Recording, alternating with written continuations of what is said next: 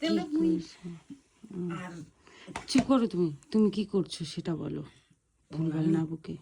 আমি এখন তো একাদশী করছিলাম যে এখন পালন করছিলাম সারাদিন সারাদিন উপোস ছিলা না খাই। তো কেমন, কত ধরনের একাদশী আছে, তুমি মানে কোন একাদশীটা পালন করো?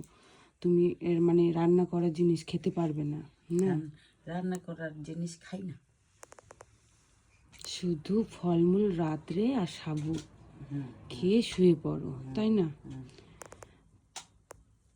এই যে মায়ের একাদশী সারাদিন উপোস থাকে, তারপরে সন্ধ্যাবেলা পুজো দিয়ে টিয়ে এই যে সাবু, দুধ, কলা, ফলমূল ভিজিয়ে রেখেছিল, এখন এই সব খাবে আমার মা, তারপর উপোস ভাঙবে। অনেক ফলমূল খাও।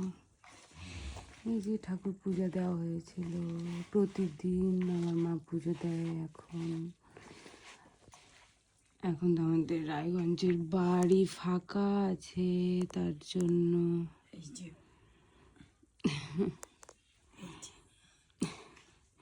খাও খাও, তাড়াতাড়ি খিদা লেগেছে, তারপর মাথা ঘুরে পড়ে যাবা, একটার পর একটা আবার বিপদ।